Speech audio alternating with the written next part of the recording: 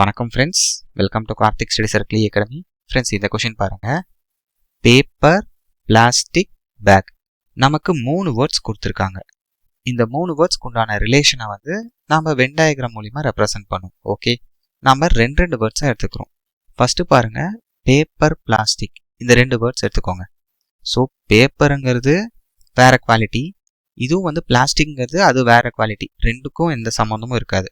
So paper தனி சர்க்கிள்லையும் plastic தனி சர்க்கிளையும் போட்டுக்கோங்க ஃப்ரெண்ட்ஸ். ஓகே, இப்போ பேக் இருக்கு. நல்லா பாருங்க, பேப்பருக்கும் பேக்குக்கும் என்ன ரிலேஷன் வரும்? சம் ரிலேஷன் வரும். அதாவது சில பேப்பர் வந்து பேக்கா மாற்றப்படுகிறது அப்படிதான் சொல்லணும். ஓகே, அதே மாதிரி சில பேக் வந்து பேப்பரால செய்வாங்க.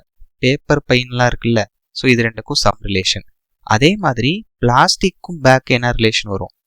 சில பிளாஸ்டிக் வந்து பேகா மாற்றப்படுகிறது. ஃப்ரெண்ட்ஸ், இப்படிதான் நம்ம சொல்லணும் ஃப்ரெண்ட்ஸ், ஏன்னா ரெண்டுக்குமே சம் ரிலேஷன் இருக்கு. புரியுதா? அதே மாதிரி சில பேக் வந்து பிளாஸ்டிக்கால செய்வாங்க. அப்ப இந்த ரெண்டையும் நாம ஒரே டயக்ராமா ரெப்ரசன்ட் பண்ணோம்னா இந்த பேகை தூக்கி நடுவுல போட்டுக்கோங்க. ஓகே, ஸோ அப்ப ஆப்ஷன் சி தான் கரெக்ட் ஆன்சர். ஏன்னா இங்க பாருங்க, பேப்பருக்கும் பிளாஸ்டிக்கும் எந்த ரிலேஷனும் இல்லை, ஏன்னா சர்க்கிள் டச் ஆகல. பேக் வந்து இதுலயும் கொஞ்சம் சம் ரிலேஷன் வருது, பிளாஸ்டிக்கும் சம் ரிலேஷன் வருது.